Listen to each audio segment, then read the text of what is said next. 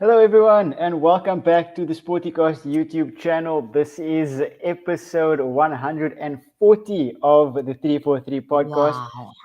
Wow. Yeah, we're moving. It's going so fast. I can barely believe it. Right? My name is Riaz Parker, and I'm joined today by AF. AF, how's it going, brother? Absolutely cooking, dude.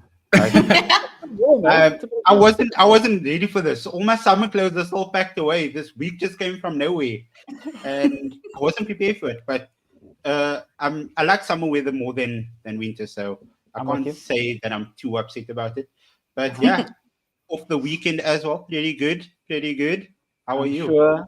I mean, I'm doing well. I'm with you on that one. I prefer the summer to the winter weather. It's just sometimes it's a bit too hot when it comes at you unexpectedly. Then it's takes you by surprise.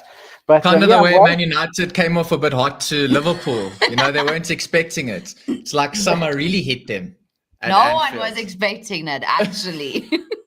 I feel like some of you guys predicted it. There was a little bit of predictions happening. But it seemed delusional, though. Do you know what I mean? It's like before, if you said that before, it was like, yeah, guys, but you're reaching. Do you know what I mean?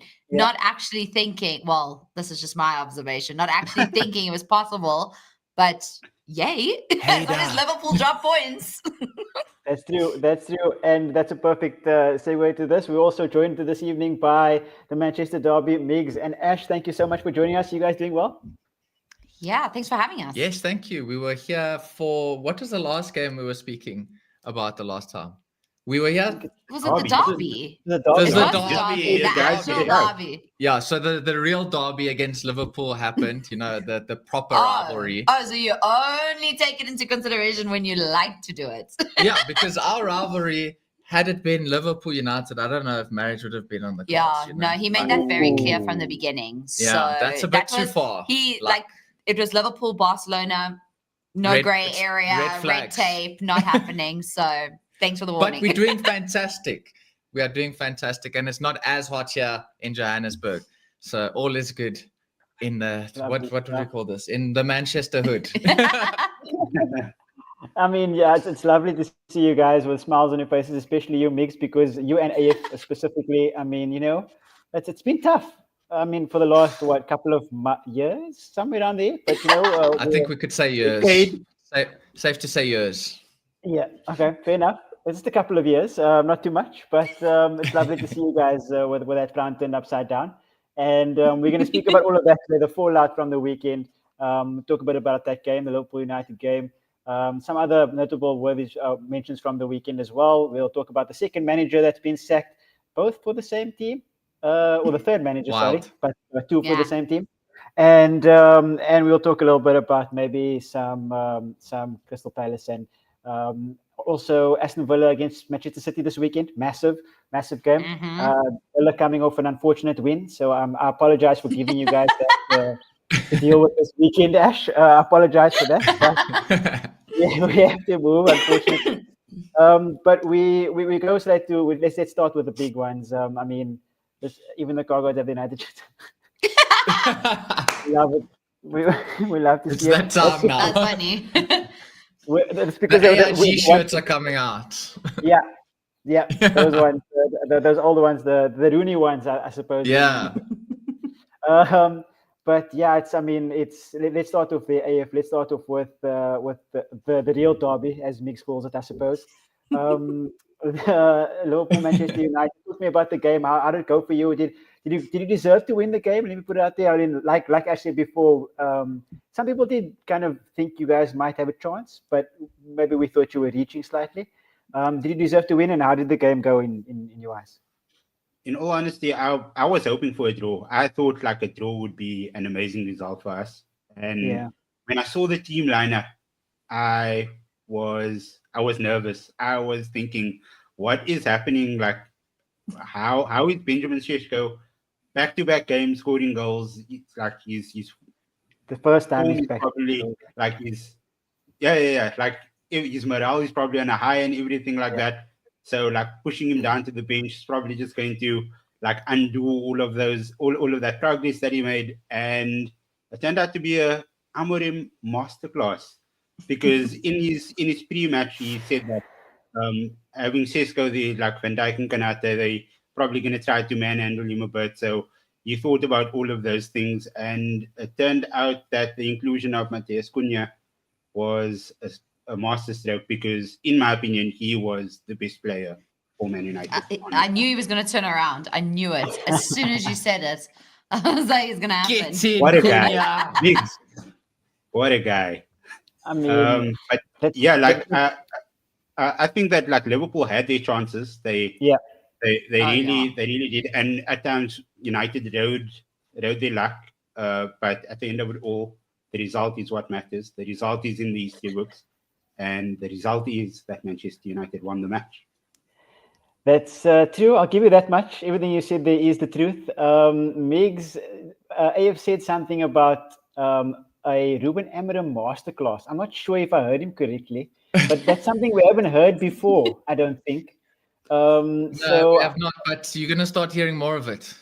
I love it. I love Ruben personally, so I'm all for this. For you, how did you see the game, and did you enjoy it? Did you enjoy watching it? And where were the kind of the key areas where you thought you guys were better than Liverpool, if any, and just got away with the result?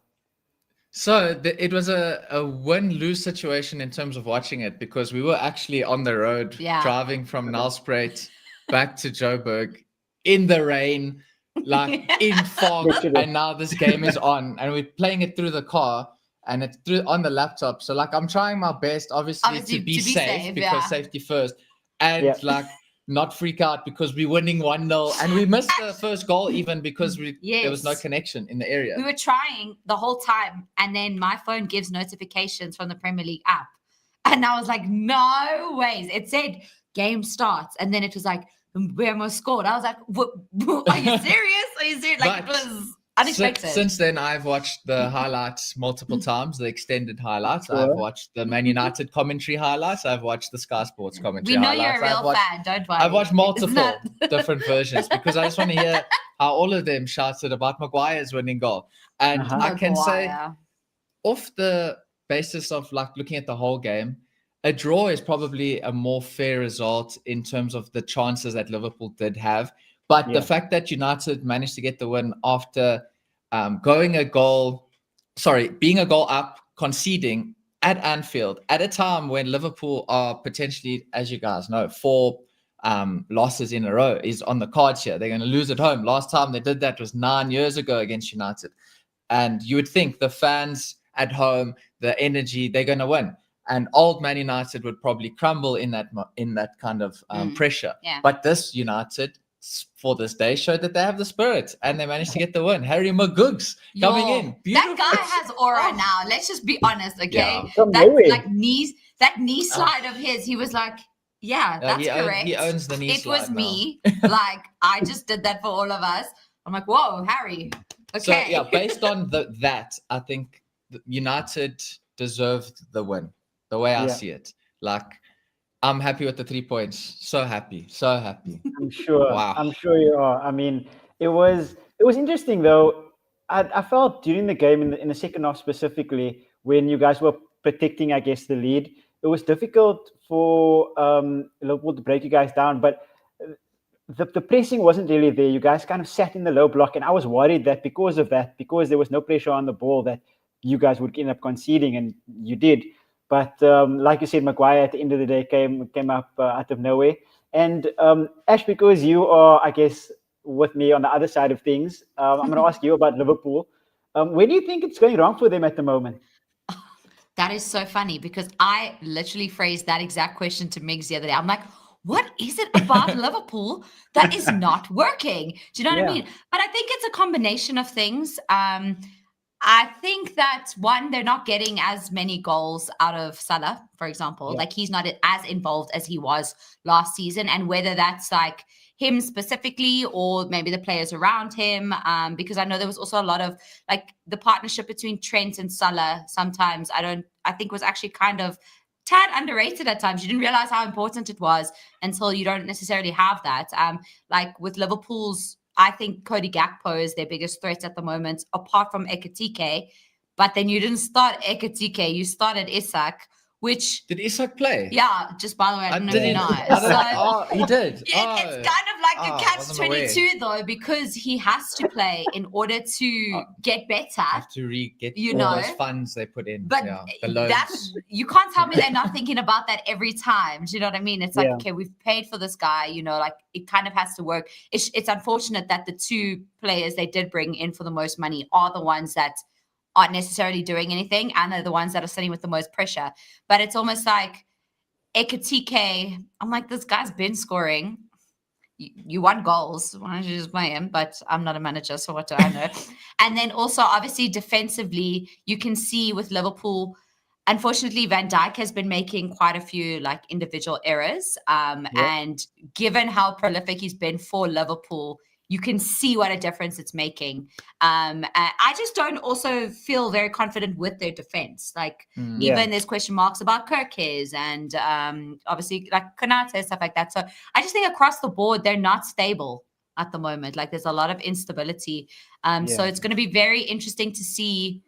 I mean, like they're playing Champions League tonight. So it's going to be interesting to see like how they go into this game off the back of these 4 losses. Fifth loss. It's interesting because the left actually said that in the post-match. He said that they had a weakness, and the weakness were their fullbacks. So they knew where to target this Liverpool team immediately. You don't know which right back is going to be starting. Is it Conor Bradley? Is it Szoboszlai as right back? Yeah. And it's interesting that they bought Jeremy Frimpong, but when he does play, Salah gets substituted and he plays up the right wing. Yeah. So was he never ever brought in as Trent's replacement? Was Conor Bradley always going to be that sort of successor to the role? And I think these are the questions that Arne Slot is trying to figure out himself. He's trying to like find the proper sort of composition in this team to become a cohesive unit. And at the moment, he's coming up a bit blank. Yeah, I think actually to nail on the head as well. I think the instability in that defense is the actual problem. Like, if you can tell me if you watch the game, if you can tell me what position Kirk is actually played throughout the game, I'd appreciate it. Because at one point he was playing left centre back. At one point he was playing inside left wing. At one point he was playing out and out left wing. At one point he was playing centre mid. I don't understand the maybe he's drawing a picture with his heat map, that's what he's trying to do. He's like, okay, let's try sort this out, because what are you doing essentially? I mean, last season he was the best defender in the Premier League in terms of fullback. He was the best fullback in the Premier League. Because of what he brought to Bournemouth. So Nana was also good before United got him, eh? Like sometimes things change. Like this, apparently. Yeah, but now I mean, look what a difference the keeper makes as well. Look how good Lamento was as well this weekend. It just brings an absolute different dimension to the team when you have someone. It just builds the team with confidence. Yeah, agreed. And that's United. That's been their biggest problem, is confidence. Yeah, with the goalkeeper that brings you that confidence. They didn't trust changes everything. Any of the other goalkeepers that were available. Like you can't tell me your team trusted them. They knew once the ball got past defense, they were like, here we go. Like that kind of energy. And conversely, now that Alisson is injured, it looks like Liverpool, the never mind the back 4, the back 5 is in pieces, to be honest. So it's going to be an uphill battle for Liverpool to try and get back. But they are actually they're not the best team in the league. Arsenal are, but they're close to the best team in the league. So let's see if they can bounce back from this. It's going to be really difficult for them. Can we speak about the Ten Hag-esque hole in the middle of that Liverpool midfield? It happened countless times on Sunday. You just have this hole of no players, and you have Kirkes looking to pass to somebody, but there's just nobody there. That literally was taking me back, and I was like, oh, now you guys know how it feels. PTSD. But I think that was the United game plan, to be honest. That's why Šeško didn't start, because the keeper just booted it long, and then they created kind of a gap in the middle between the pressers and the defenders. They suffocated Liverpool. Yeah, that gap was filled with United players in between the Liverpool pressers and the Liverpool defenders. So the second balls were all won by United, and that's how kind of they took the game by the scruff of the neck, which was really, really cool to see. And like you said, AF, Ruben Amorim masterclass, which is really, I'm happy for him. I really am happy for him because, like I said, I've been on this channel before saying it multiple times. I really like him as a manager, and I wish him all the best. So I'm glad that he kind of got this win, and hopefully it's only one of more to come because the only thing that I can sort of be a bit more cautious about is the fact that Cody Gakpo hit the bar thrice. Yeah. If those go in, we are having a completely different conversation right now. True. So, like I said initially, we were very lucky and we rode our luck and we got the result and the result was the win. But if those go in, we are having a different conversation and we are not speaking about the Ruben Amorim masterclass. Yeah. Just to jump in there. Yeah, please. You know, I think you should still take this victory as the fact that regardless of those hitting the woodwork, we got the victory. Because if we go with hypotheticals, if we put our chances away against Arsenal when we were the better team against them, we would have had 3 points. Ooh, and the Amorim out things, you know, if against Fulham when we should have scored the penalty, we would have had 3 points. You know, if Bruno scored the other penalty, like all these hypotheticals where we were better and should have gotten results and didn't, that was where everyone was putting the manager under scrutiny. And he was like, that's why he also said, like, keep the same energy now with how you were with the team, because he also mentioned 90 minutes before the game, it's the same players that were getting all the negativity as what beat Liverpool right now. Like, even a lot of the fans are now Amorim in all of a sudden because, okay, no, we beat Liverpool. And the game actually, if you look at it, we had a lot of negatives, maybe more than some of the games we actually lost, you know?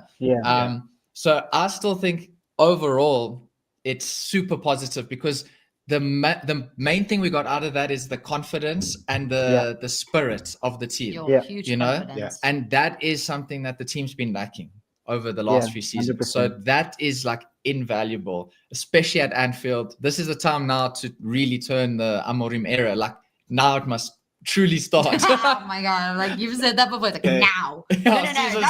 Now. Migs just took all that like cautiousness out of my head. Can we have him every week on the show? Like, I love this. I don't have this sort of backing any other time. Yeah, no. Trust. Like, it was such a good win. It was actually like we must give credit where credit is due, and also like, Gakpo hit the post 3 times. How many times has Cunha hit the post for United as well? Like, he's got 0 goals, 0 assists, but he was probably one of the best players against Liverpool. Yeah, you know. So I mean, it's all what ifs, right? We're gonna talk about Manchester United and the banana peel that is Brighton just in a little bit.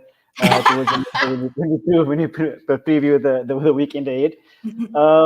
But I want to talk quickly about the other game of the weekend, and unfortunately, I have to bring this up. But as a Spurs fan, I will be slaughtered if by all the one other person in the chat that supports Spurs. If I don't, and it's a loss, of course, to Aston Villa this weekend 2-1. It was a bit of a shocking result. It's difficult for me to kind of find a place to place the blame, really, because I mean we've done decently well this season, and like Migs was saying now about United, you can't say what if these things and if this, like if we had been better, or if we had been if we just scored the goals, I guess we would have won the game. We played well during the game, so I'm not sure exactly where it's going wrong for us. Maybe it's in the striking department, because we don't really have a proven out-and-out striker. I mean, Richarlison is a striker currently, so it's a bit difficult there. I honestly think that our fullbacks currently will get into most teams. Definitely Liverpool, definitely City. So it's difficult. Like the 2 centre backs are really good. I mean, that's why a lot of Spurs supporters are kind of heading towards the manager, which is way too soon. Personally, in my it's way too soon. But you guys are playing so much better under him. I don't understand. Like, why would we're getting better results. I'm not sure if we're playing better. We're getting better results. Compare how you guys are playing this season to how you played against like last season under Ange, where it was literally just counter-attacking everything. You guys are more methodical. You guys are more strategic this season. We are. The passing is better. I think the football looks better. But yeah, that's just my. We leak a lot less. We leak a lot less, and like you said, strategically we are way better. Like without a doubt. I just don't know where we're supposed to get the results from, and it's not like our results have been bad this season. It's just a couple of games where we should have won that kind of let us down. So it's a bit disappointing. That's growing pains, though, don't you think? Like to a certain degree, I think the instant gratification that is required from, or everyone wants in this world, filters into football as well.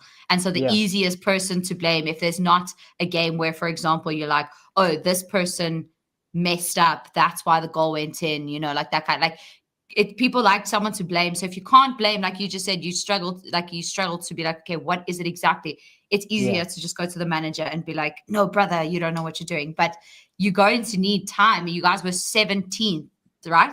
Or were you guys? No, we were 15th. I was sorry, which one was it? Slow down. So, okay, so you see, so I think already the fact that from 17th to where you are now, it's like there's improvements in a lot of ways. But obviously as a fan, it would be frustrating when you're so close to getting those results, you would know. And then you just don't get it over the line all the time, But maybe Spurs also just needs to shake off the Spursy thing still. You know what I mean? Like just it's okay. The Spursy thing is a thing of the past. We have a title now, we have a European trophy. You're one of the bigger teams in London.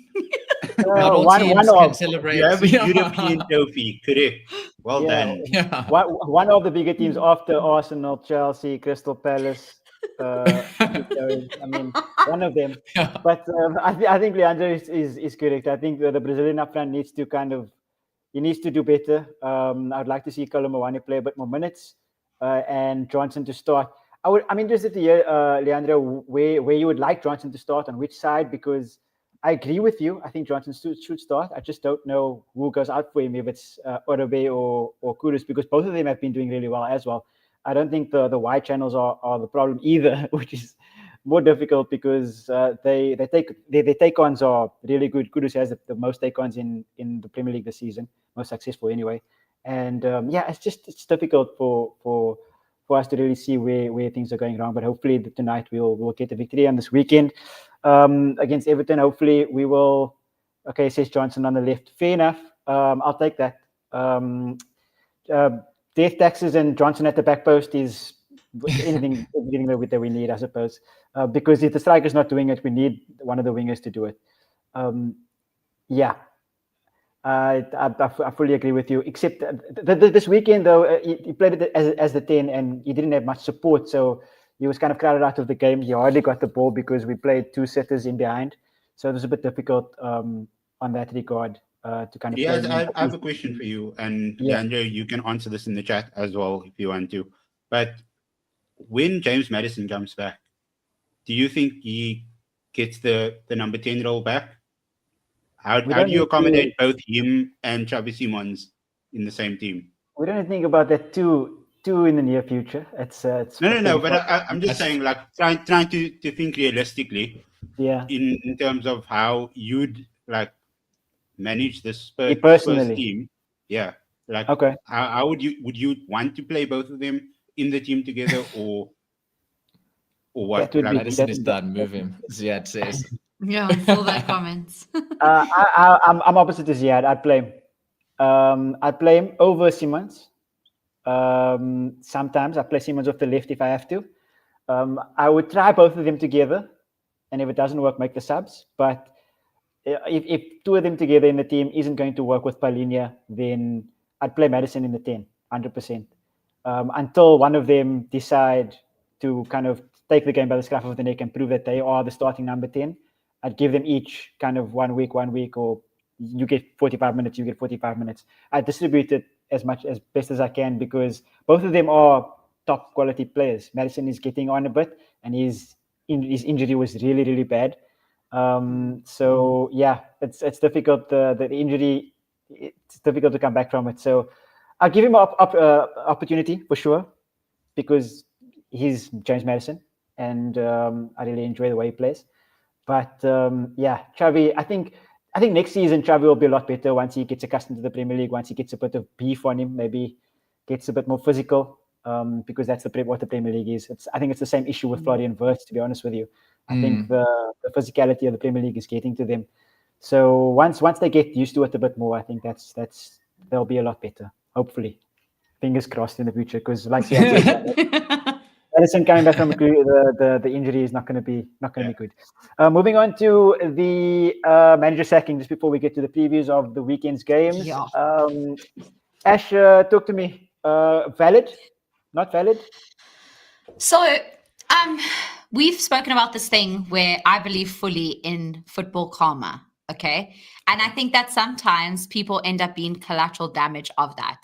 Should Nuno have gotten sacked in the first place from Forest? No, I don't think he got sacked for the reasons that other managers get sacked. It's not like he wasn't turning around the performances. We saw obviously what he managed to do with Forest when he came in. And so because they just bumped heads, obviously this is all hearsay and stuff, like literally getting rid of him, whoever was going to come after him was going to have trouble. It was going to have trouble. And then unfortunately with Ange, it's like you brought Ange in. Yes, he won the trophy, but obviously from a Premier League standpoint, his track record is not the best, So you kind of got exactly what you brought in, if you think about it from Ange's perspective, from the placement, like where Spurs was. He's like, it's just a different team. I'm just putting Forest down here. You know what I mean? So that's what I mean by collateral damage. Ange was unfortunately the collateral damage, because Forest and their owner, and however it went down, they're dealing with the implications of their decision to sack Nuno. I think bringing Sean Dyche is going to be interesting, because obviously he's not directly after Nuno. Do you know what I mean? So they already had someone else that came in. So I was like, hey, well, now we're making that one better. So I'd like to think they can turn around. I think they have a lot of quality in their squad, and I suppose sometimes it's kind of like West Ham as well, where there's certain quality within that squad. It's sad to see where the team is sitting, if that makes sense. So it's 100%. Definitely going to be interesting, but I don't think that Sean Dyche has an easy task ahead, because we can see that the managers are like, fix our problem. We've caused this. Yeah. Now we need you to fix this. Like this was us, the consequences of our own actions, but let's see. Do you know what I mean? So, all the best to him, but I don't think they're going to have what they did last season. Yeah, it's going to be very difficult. I mean, but like you said, when I went through the squad, the squad list is actually pretty impressive. Like they have a good squad, and they've spent a lot of money. There's no reason they should be struggling like this. Agree with you. Yeah. Migs, are they going to get relegated, or are they going to be saved by Sean Dyche? Sean Dyche will save them for sure. The squad, I think, like you said, it's too good. The only thing that would also maybe go against them is the midweek football that they also have, the European football. But again, I think the quality is there. Sean Dyche is a defense-first-minded manager, and that's been the issue since the amount of goals that they've been conceding is probably one of the most of the teams in the Premier League. And he's going to fix that. He's going to stop the leaking in the back. So I think, Just sorry to add on that, because it was the Chelsea game where if you actually watch the game, the 3-0 scoreline did not really reflect Forest's performance. Yeah, they were decent and unlucky. Unlucky. And a lot of the time, luck plays such a big part in the game. And it depends on whose team the story's about. Yeah. Like this past weekend, it was about Man United, you know what I mean? Like their rise, Liverpool, for that kind of thing. But like Forest haven't been playing bad. They haven't grinded out the results. And obviously it looks bad when you have all the results and you have the nice red L, like that kind of thing. Liverpool fans will know. You can see it, it's rough out there. But I actually feel bad for the team, the Forest team. The Forest team. Not Mr. Maranakis. No. I feel bad for Forest. Yeah. Okay, just making sure. If just quickly from you, I mean, Ange went in there. Do we feel sorry for him? Like Ash said, it's kind of collateral damage to go from Nuno, who is more like Sean Dyche, who plays that defensively sound, counter-attacking football, to an all-out gung-ho, trust me, I know, leakage of goals, and Postecoglou. I mean, are they going to be saved? Like Mig said, they have a good squad. Are they going to be saved this season? Can Sean Dyche do it? Yeah, I think like both Ash and Migs, they hit the nail on the head there. Like Sean Dyche, he's a low block manager. He's going to be parking the bus more often than not. And Nottingham Forest have really good wingers. They have Callum Hudson-Odoi. Who else? Morgan Gibbs-White is there. These are fast players. So if he's doing a low block, 1, 2, 3 pass, pop the ball over. You have fast wingers that can run onto that. Like they played last season. I don't think that this is a bad appointment. I think that Sean Dyche can actually work quite well with this team. They have a lot of players that sort of fit his philosophy, and I think he'll be okay. I think Forest will be okay. They would have been much better had they kept Nuno, but it is what it is. And there's also the link with Dyche and Forest having played for them, as well as the technical team having like over 400 caps between them for Forest as well. So there's at least that connection for the fans and the coaching staff. The fans were not exactly happy with Ange. But again, quick. I think they were taking out their frustration, as they should, because from a fan base perspective, you're like, everything is headed in the right direction. You can only build on what you were doing last season. But instead, you're like, you know what? We're going to take the Jenga blocks that we've got and just...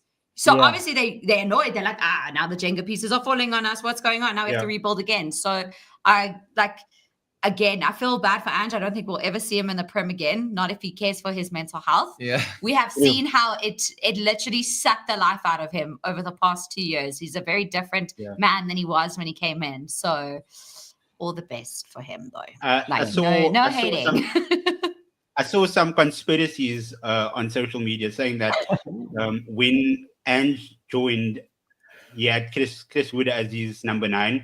And because of the New Zealand Aussie thing going on, Chris Wood did all of these things on purpose to not score a goal to try and get this guy out. And then he benched him afterwards.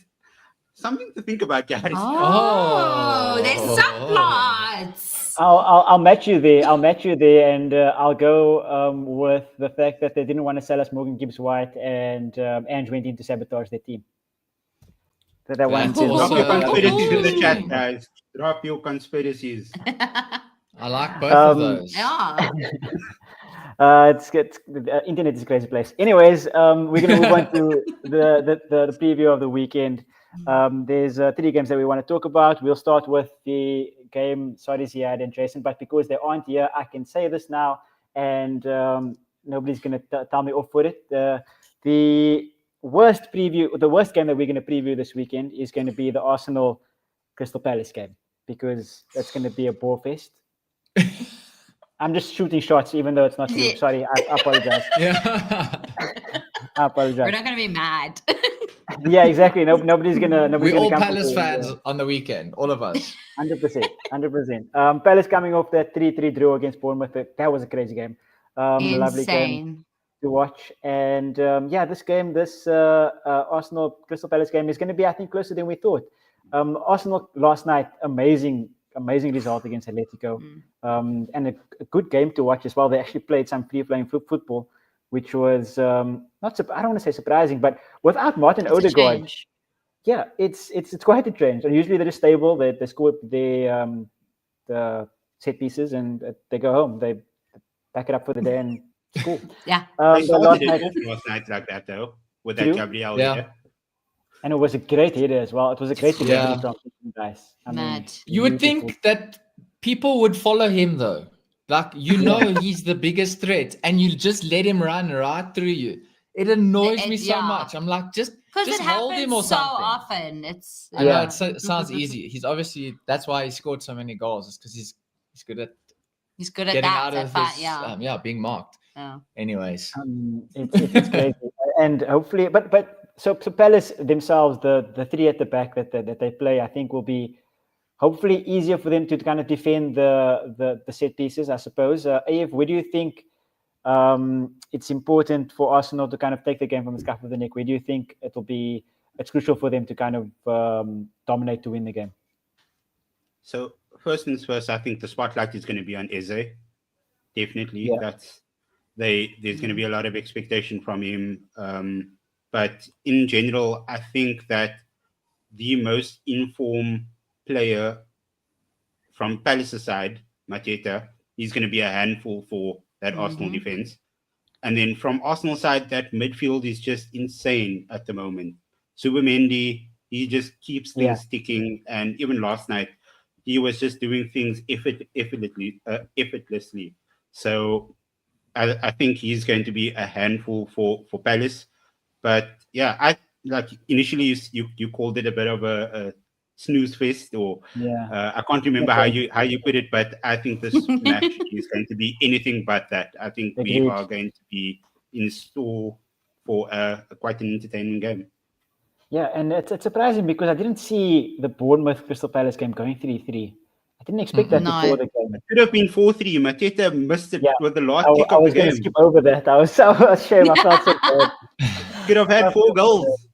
I mean, it's they could have walked away there with a win, and nobody would have that's how crazy the game was. I mean, I can't even think about it. It makes me frazzled. So this weekend in that game, Migs, tell me, please don't watch Arsenal and go do other stuff with your time. Siad, we actually went from being negative and hate. Well, I went from being negative and hating to now accepting that your team plays really good football, and now you want us to not watch them play. I mean, choose a side, choose a battle and go for it. I don't understand. Tell me, what do you expect from the game, and then give me your prediction for this game score.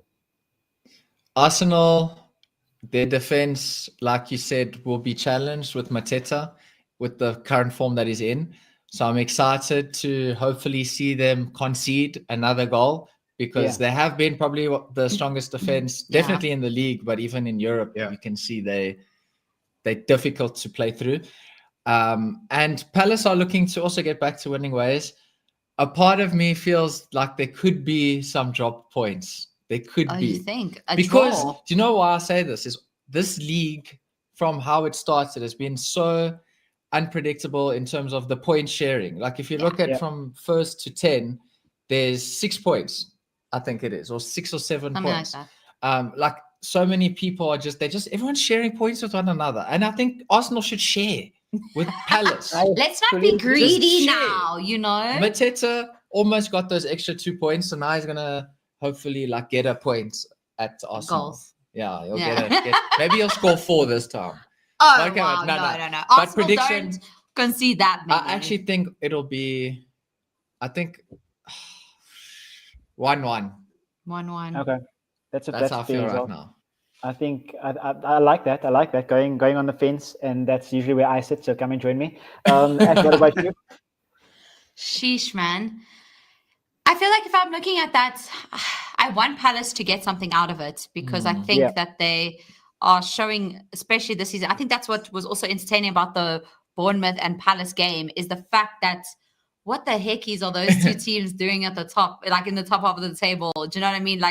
And the fact that it's so close, and the fact that the game was so close, actually just shows the levels to, I suppose, not just those two teams, but also the league. A lot of the teams are looking pretty good. So I would want Palace to get something out of it. Can they, though? I don't know. And I actually think it's going to be 1-0 to Arsenal. I'm going to give it to Arsenal, because I also think that maybe for the longest time I've been underestimating Arsenal on purpose, because I'm just not. Are you not still underestimating them? They scored 4 last night. No, but that's actually, that's what I'm saying. I'm not saying they're not. Okay, I mean, it depends on how many set pieces Crystal Palace concede. That depends on how many goals, Maybe they'll throw one in from open play like they did last night, which was quite a good one. But I actually think that Arsenal are a serious team, and I think that perhaps I might have to be taking them serious, but I am going to give them the win. I just think that everything is quite rounded for them right now, especially across their squad. And it makes sense. You've been working with most of these players for years. You should be more structured and more, I suppose the word stable again, than everyone else. And whoever you take out, like you said, Odegaard's out, but that's fine, So I think I'm going to give it to them. I want a draw. I would love it if they would lose. But if I'm going with my head a bit, I'm like, okay, I'm going to give Arsenal the win. Okay, I like that reverse psychology. If Arsenal win the result, I'm going to find a way to come for you. I wouldn't be saying that too willy-nilly because, like Ash said, their squad is the best squad in the league, so they should be winning one of the two. We can all go into hiding together, I think. Yeah, we're going to have to go off social media. Yeah, everyone. It's not a safe place if they win anything. Oh, my days. Oh, the noise pollution is. I can't remember what it feels like, so I don't have a reference really. So maybe I need just a reminder so that I know, like, I shouldn't want them to win anymore. After this. Just go read any of their comments on any page at any point in the league, and it'll be. No, I don't want to depress myself. No, thank you. That's Spurs Twitter is really depressing. We saw this. This is happening. This is happening. Okay, Asfar. Okay. Witnesses, right here. But you're not going to do it because they're not winning. That's and Asfar, if it gets postponed or if it gets cancelled due to bad weather, the next year you still have to run it. Okay, cool. Yeah. Okay, we got you down. Arsenal, we praising them for too long now, but tell me your prediction for this game. Yeah, no, I think it's an Arsenal 2-1. 4 goals in 13 minutes last night. Those guys are on cloud 9 right now. They've made Diego Simeone almost cry. Like, he was basically crying. We saw the tears in his eyes, guys. We saw him hold them back. So I think it's a 2-1 win for Arsenal. Crystal Palace is going to give their all though. I see Arsenal walking away with the 3 points. Okay, I'm going to be, for once in my life, a true Spurs fan, and I'm going to go against Arsenal. I'm going to go... Good man. I lied. I don't know why I lied like that to everybody. I'm going to go 2-2. I'm just going to sit on the fence next to Migs, and I'm just going to go 2-2 because I think that's the most possible thing that could happen. And I don't want Arsenal to win, so I guess 2-2 is going to be the way I think it's going to go. I think Crystal Palace deserve more out of the season. I hope actually that they get top 4 up. This is a complete wild, out of left field thing that I'm saying. But I think they deserve to be the Nottingham Forest, I guess, of this season, if I can use that comparison, and not fall off during the end of the season. Forest actually took Palace's place in the Europa League this season, so that would be that would be cool. But yeah, I'll go 2-2. Ash, it's time for your team. Can we talk about the machine quickly, please? The machine that just, I don't know. There's nothing more to say about him. He just scores every game. Just balls just going to the net. Every game. And his form in the treble winning season, I was like, there is no way he will ever top what he did there. And from a winning perspective, like I highly doubt another treble is in our plan. I'm not saying it will never happen, but but from a personal capacity, I'm like, this guy, we can't get better than this. But that's the thing. There are always software upgrades for the robots. So it's like, he's like, you know what? Leveling up. And I actually think the fact that he's taken on a leader role at City has made such an impact, because that guy's like, I'm not messing around. I want to win. We want to win. We should all be working towards that. And we were actually talking about it earlier because, yes, Haaland's the one getting on the end of all of these. And in one breath, it is fantastic because you can rely on your number 9 like that. And then on the other side, it's like, if he gets injured, what have happened then? What are you going to do? Like, who's going to do that? But if you watch a lot of the way in which they're playing, they're trying to get it to him. If you have a working system, if you know if Haaland gets the ball, 9 times out of 10, he's going to put it in the back of the net, the entire team's going to work towards that. And even the players, you can see, especially like in the midfield, like where it was Foden, and then you've got O'Reilly on the side. On the other side, then you've got Savinho, like knocking it in, crossing it in, all that kind of stuff. So I think that the team is working really well with him at the moment. And I think that that's actually what makes or breaks a number 9, is if the people around him are doing the work as well. So I understand on paper, it looks like, yes, everything is in the Haaland basket. And I too am afraid to put it all in there. But I think the fact that we can, that's what you want. You want to be able to sign a player that you can rely on for every single game. I think it's unreal. It is honestly, unreal. Every time he scores, I'm like, nah, inevitable. Another one. It's mad. So obviously, I'm very happy with regards to that. I'm like, this guy's proper stuff. I think what's underrated from Haaland specifically is that, yes, he's an amazing finisher and he's a brute of a guy. I mean, the way he looks and the way that he moves is unbelievable. But I think what's underrated about him is his movement in the box, like the way he finds his space in and around the box area. It's crazy. Mm-hmm. Like that goal that he scored, I think was the first one, was the header. You can see him make that dart into the box, and then as soon as the defenders go, he stays, and he just peels off, and he's in acres of space because he has two defenders on him at that time. He has both centre backs on him and waiting for his run. He makes the fake run and he peels off, and he's in acres of space, and he headers the ball in the back of the net. So I think his movement is unbelievable, and he's really doing really well this season. He's leveling up. Like Ash said, the software upgrades are in.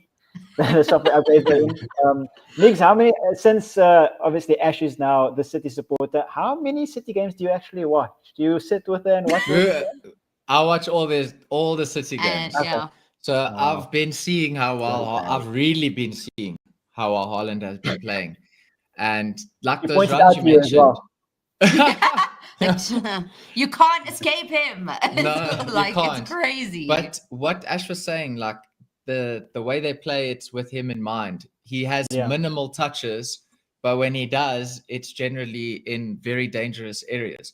There was the one goal where Savinho was passing it back multiple times, and they were like trying the same play, but waiting for the right moment.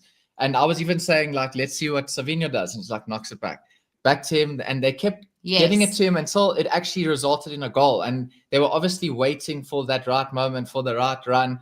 And it was all about getting it to Haaland and for him to be in that space that he was in. And that's exactly what worked out. If Haaland's not in there, maybe they play differently and the goals will be spread out amongst the team, which I think there's more than enough quality players at City to be able to do that. It's just you don't need to be doing that right now. Do you know what I mean? And I actually think City are definitely an underrated team this year, because if you even look at the players coming back, Ait Nouri, Shirky, Marmoush, those are like, Marmoush is still new. They still need to click. These are still players that are going to fully integrate into the squad. And when they do, these are quality players. Reinders, another one.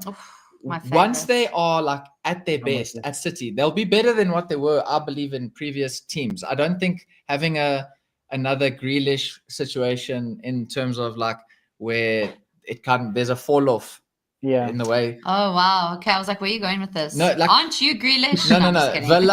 Villa Grealish had something about him. Yes. Versus City Grealish, 100%. And now Everton Grealish, we're seeing the old version of him back. I don't see that kind of effect happening to Reinders, Shirky, Aitnuri, Marmoush, all of them is what I mean. So once those players all click, I think City are going to be potentially making the Arsenal fans cry at the end of the season. They can be that team. You're 3 points behind them. But I'm trying not to get ahead of myself, because you need we're seeing good consistency. I was saying before, Donnarumma has made such an impact, and I thought he was a bit of a. It's fine. Fall upwards, you know. If you fall forward, you don't fall. So, what was I saying? Donnarumma. So when City brought in Donnarumma, I was like, it seems like an impulse buy. What do you brought Trafford in, there was a system, blah, blah, blah.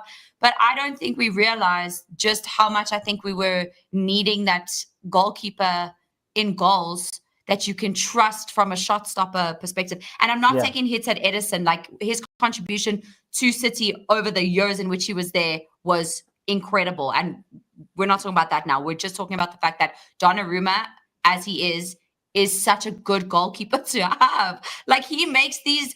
He's so long, that guy. Okay, He's long. So long. It's sometimes like extend their arm across the goals and stuff, and you can see it with the defense. They're feeling that confident as well. And they don't like, yes, everyone's like, oh, but he doesn't play out from the back. Da, da, da, da, da. I mean, everyone has to learn and change at one point. But if that's all you're kind of, how do you say it, like sharpening, if like those are the skills you're sharpening with the ball at your feet, like that kind of stuff, everything else is working. So up front, we've got a very prolific goal scorer. And then in goals, we've got a very good, currently the best, actually. Yeah. Do you know what I mean?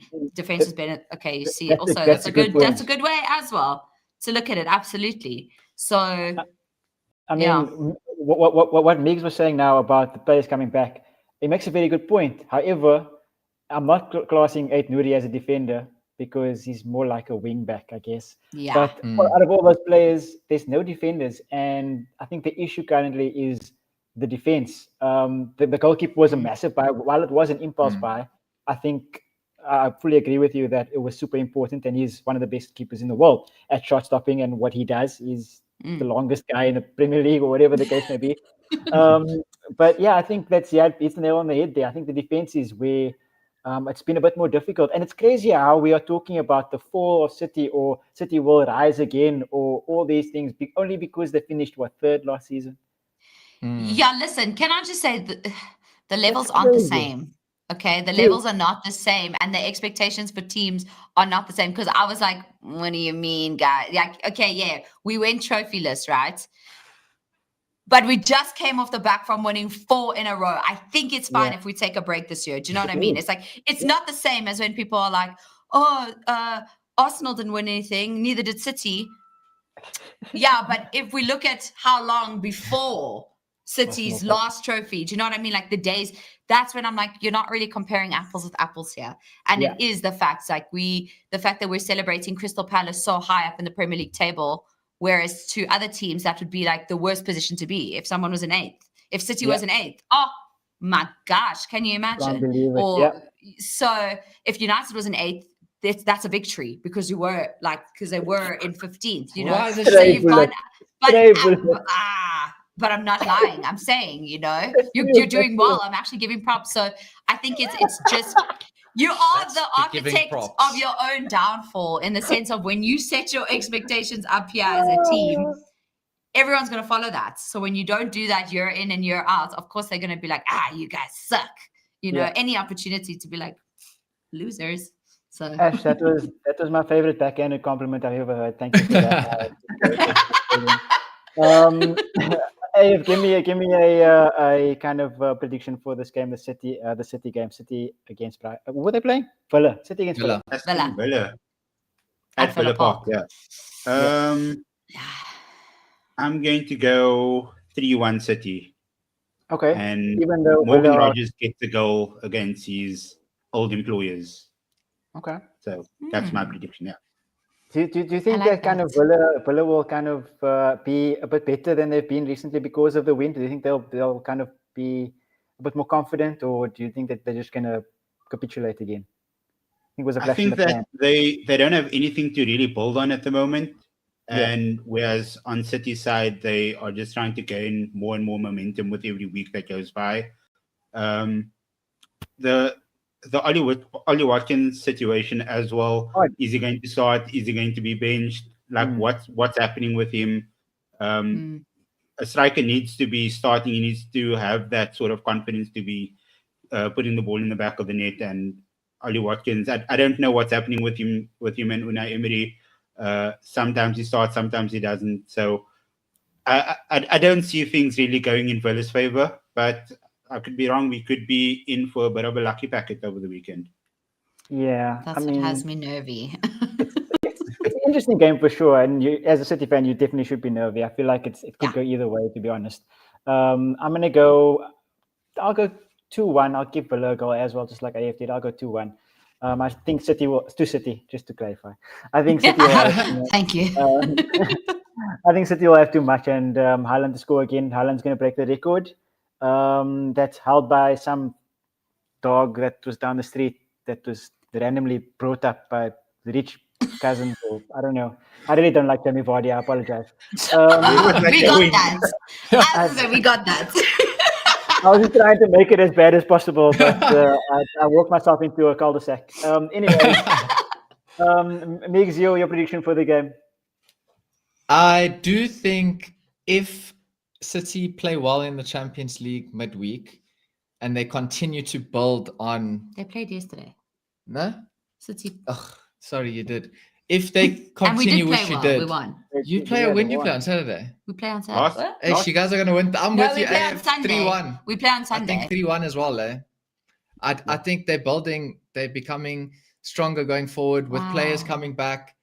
I do think 3 goals is what I'm seeing. Haaland's form is like crazy. There's just like, I'm going to triple captain. 3-1. The only like question mark for me sometimes is like now, for example, obviously Rodri is out, which we've learned how to play without him, which you need to do. You can't just rely on one. But Nico Gonzalez was obviously the replacement, and as much as he's still young, you can see he's still young, and he can be a liability at times, but he's also got so much potential. And like in the game yesterday, he was doing really well. Even who do we play on the weekend? Everton, no? Anyway, but so that's good. Obviously, he's out now, so it's going to be interesting to see how the midfield in particular is structured. Obviously, Kovacic is back, and I've always thought Kovacic is a really good player. So he came on yesterday. If you've got Kovacic, Reinders, like it, that seems pretty. I'm like, okay, that can work. They could play there as well. Yeah, but Villa, I like the past 2 times we've gone to Villa Park, we've lost. So like that doesn't feel good, going back. There's like kind of PTSD a lot of the time. But like you said, the players that were standing out for Villa, especially last season, aren't necessarily. It's not the same Villa. It's not the same. Like Morgan Rogers, he just got his first goal, for example, and he's a quality player. I mean, PFA young player. Yeah, he was at your team. Yeah, no, I know. I was like, come back, we need you, and now I'm like, it's fine, we're good. But that's why, I mean, Villa, you can't underestimate them. But I'm like hearing you guys speak. I'm like, oh, okay, maybe it's my PTSD talking, and I'm just too afraid to like. We're giving you some confidence. Go team. Yeah, and I almost wanted to say 2-0 again, but then that's like because they won 2-0 last night. They won 2-0 over the weekend. It could possibly happen. I think it might just be another 2-0 to City, and that's me being incredibly optimistic. I like it. You have to be optimistic. I like it. I was gonna go 2-0. I just don't want their defense to get used to keeping clean sheets. Okay. I just don't want them to get once they get confidence and once they keep getting clean sheets upon clean sheets. City with confidence, we hate that. Yep. Yeah. They're too good. We don't want them to walk away with the league. We don't want that. Come on, Villa. 3-1 to Villa. I'm changing my prediction. You already said it. You said it out loud. We heard you. I love it. Okay, and the last one we wanna preview for this weekend is, like I said earlier, the banana peel, maybe, or it could be the start of something amazing. That started last weekend. AF, it's going to be difficult. Last time Brighton came there, if I'm not mistaken, they beat you guys. The time before that 3-1. As well, they beat you guys. Yeah, 3-1. Both times, same scoreline. Yeah, so it's not really, it doesn't really provide you much confidence, does it? But you guys just are off a massive derby win. Things are looking up. There's positivity around the camp. Talk to me about it. Where do you think you guys need to kind of, where do you think the game will be won and lost for you guys? And tell me your prediction for the game. Firstly, your phrasing of that entire introduction was confusing me so much because I was just taken on like an emotional roller coaster as you kept on speaking. Like, what do I feel? I don't know what to feel right now. I tried to build you up at the end, so I tried to end you off on eye. You know what I mean? I'm scared for Daddy Malbec, in all honesty. And should be. I mean, that I shouldn't be saying that, but I watched his performance against Newcastle last weekend, and that was some pretty good stuff. I think Brighton has some really good momentum on their side. We have some momentum on our side. I think it's going to be a really, really good game. I'm just really hoping that our midfield combination is the correct one, because I feel like that could be the mistake that could cost us this game if it were to happen. Something like a Manu Ugarte starting alongside Bruno Fernandes. Okay. That could that could be the hole and the weakness within our team that Brighton could try to get through. But I'm optimistic. I'm still hoping that we can get something past this. Like, I'm hoping that what Harry Maguire did over the weekend, I'm hoping that Matthias de Ligt, his performance, all of that can like sort of just fill the entire team with confidence, and we can try to build on what we achieved. So I'm hoping for 2-1 to Man United. Yeah. Okay. I love to see it. I apologize for laughing when it's a reflex, when somebody mentions the name Harry Maguire, I just have to laugh. I'm not sure what that is about. It might be years and years of proof, but he's doing well now. So it's up to him. He's doing really well. Leandro, my prediction for the Spurs game is going to be, it's going to be a draw, unfortunately. Everton are playing really well, and they have my favorite player in Jack Grealish, so we're going to struggle. In terms of the United game against Brighton, I'm going to back you guys. I'm going to be a great friend. I'm going to back you guys. Wow. You are a Ruben Amorim supporter. So I am. Yes, sir. I am. So I'm going to back you guys all the way. I'm even going to give you. I can't give you a clean sheet. That's not believable. Let's go 3-2. Let's go 3-2. Oh. No Benjamin Sesko goal, because he must be taken off after 45 minutes. I'll give Ahmad a go. Ahmad hasn't got a goal in a while. Give Ahmad a go. Give him 3 goals. I mean, wow. I'm missing him do crazy things. I think he's been a bit quiet this season. So I'm actually on the weekend I was surprised when they took him off. I was actually quite surprised because it was because he was on a yellow. Oh, definitely. Yeah. Team and Casemiro, they got yellows and then they got substituted immediately. Yeah, because also at that time, Gakpo was really, you saw in the game, he was incredible. All he needed to do was get one more yellow card off Ahmad, and it was overs for us. So I think I was actually so happy that immediately after Casemiro got his yellow, like he was taken off with Ahmad, and like that stress was gone. I was so grateful. Actually, I was like, Amorim, thank you. Because in the past, like Casemiro stays on. And then he'll get sent off. Guaranteed. I'm glad that was done. Ash, give me your prediction for the game. I find it difficult to predict Man United sometimes because they'll show up against the big teams, and then what would be considered a smaller team, they'll fumble to. So this is going to be quite defining in terms of, is it really now where your season starts? Now that you've gotten 2 back-to-back games, back-to-back wins, sorry. You can do that now, but can you do back-to-back-to-back? That's the question. And I'm not like taking shots or even, I'm trying to be quite level-headed about this actually, but I think it could be a draw. Also purely because I'm almost giving Brighton more of a chance than for some reason I'm feeling like a 2-2. I think you guys should win though. I think you should take this momentum and the confidence, especially because that's a game changer for teams, and run with it. You really should. And especially at home, you don't want it to be a place where Brighton keep coming and they just constantly demolish you at home. You can't have another 3-1 for Brighton. So I don't think Brighton are going to get the win. I think if there is going to be a win, it will be United, but I'm feeling a 2-2. Yeah, it's difficult because I think Brighton have done really well in general with this new manager. I think he's flown sort of under the radar, to be honest with you. Nobody really talks about him.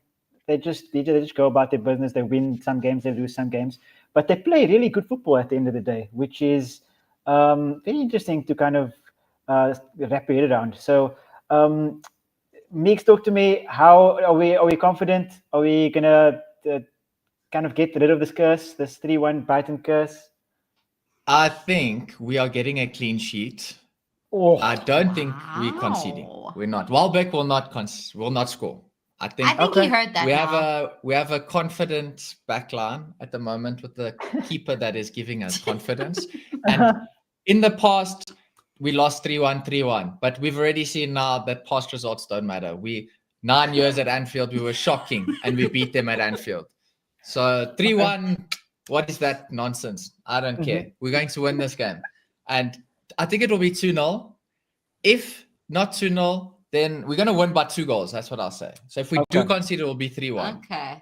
United are winning this. What if you've just jinxed this? No. Because I can already tell you now, the difference we've seen from United in the last 2 games is we've been, as much as we play 2 in the middle, we've been packing our midfield a lot more. With Mason Mount has been incredible for us in terms of he's been so good. He's an Amorim player through and through.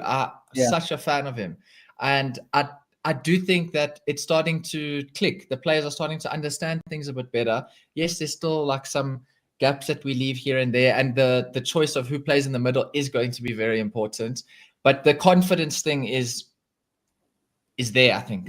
And I'm delusional. You can't tell me I'm going to predict anything but a win after we beat Liverpool. Respect. That's just crazy. That's 2-0 or 3-1. I think AF really wants you to come back like every week, because I mean he's not used to this amazing optimism that you guys are in this year, Migs. This optimism is a bit. I remember how optimistic Migs was before the Manchester Derby, and we know how that turned out. So that wasn't optimism, though. That was pure overconfidence. Like, he was saying that stuff with his chest, and I was like, with what backing? What? I was the one afraid to face Man United. I think I was just brainwashed. We don't need to talk about that game. That's so far back. And see, he's trying to live in the present and not the past. That's good. Yes. That's good. I mean, that's I guess that's a good thing, I suppose. We don't want to be living in the past. We need to be living in the present. So, good on you, Migs. And thank you for cheering up my friend here next to me. I appreciate it a lot. I appreciate that. Oh yeah, sorry. I spoke for you. Apologies. Thank you so much. Either way, we've come to the end of the episode now. We've done all the predictions for the week coming, and don't forget there's a Friday game. So for all of you guys that play the fantasy Premier League thing, get your teams in before Friday evening, because there's a Friday evening game, and it's gonna be. Yeah, no, don't worry, Migs. It's me too. It's it's also all the time. And on Saturday, I wake up and I'm like, "Oh, there was a game yesterday." Oh no! Oh, you better check who your captain was. And you have all the injured players that aren't even available. Yeah, that's the worst part. Come on, Onana captain, and he's not even in the league anymore. Come on, why? It's like silly decisions. That's the thing. You just leave the captaincy on Haaland and you let that do it. Yeah. Then you just for the rest of the season. Yeah, sorted. Thank you guys, Migs and Ash, so much for joining us this evening. We appreciate Thank you for having us. You guys on. Where can people find you on the social medias? So on Instagram, you can find us at TheManchesterDerby 3.0. And then on TikTok, you can find us at TheManchesterDerby 2.0. Generally, if you type in the Manchester Derby, it should work. Lovely stuff. Thank you so much once again for joining us. Like I said, we genuinely love having you on, and we love your content as well. So we appreciate it. Yeah, really appreciate it. We love being on the show. Thank you so much. That's always our pleasure. Whenever you guys want to come on, feel free. We like I said, we love having you. Especially when we beat Liverpool, we're always here. I'm sure. Yes. Let us talk as much as possible. Anything big in the pipeline, guys? I mean, the last time you were on, you literally headed to Manchester. Yeah, so, that's true. That was crazy. We're not doing that right now. we don't have any. There's no plans at the moment. So yeah. But yeah, as you guys are continuing with the content, with talking about the sport we love, and whatever cards may fall will fall. Want to watch Migs play 5? Oh yeah. Hey. Want to watch you play? Yeah. I want us to, actually, that's the next stage, is to do more football content, actually, like actual playing football content.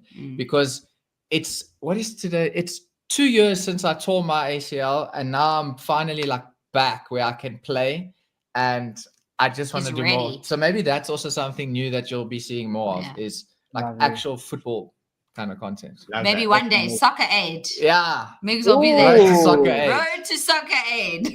Represent. Love that.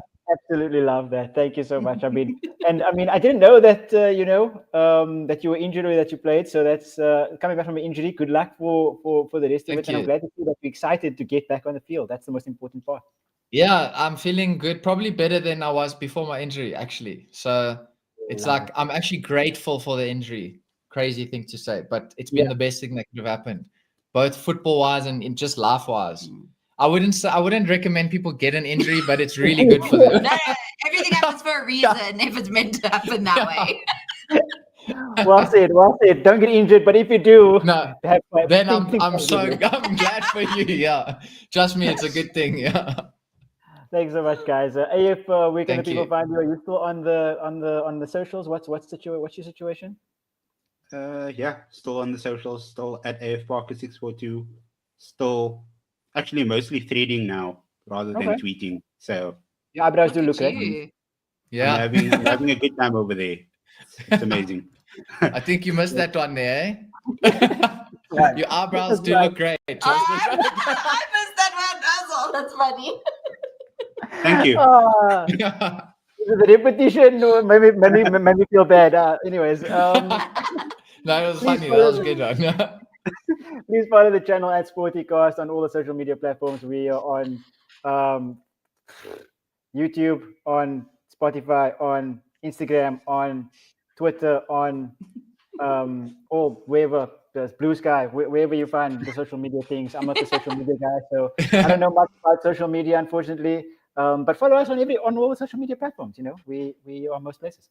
And thank you to Ziad as well. I always have to shout him out because the work that he does on the Twitter platform is really cool. Like he updates Twitter every single day. So yeah, follow our Twitter. We have like updates on baseball, on NFL, on tennis, on golf, on all types of sports. So yeah, give us a follow on there as well. You know, we'll work on the OnlyFans. Actually, we won't. We won't do that, guys. We won't. I don't know what Ziad is saying.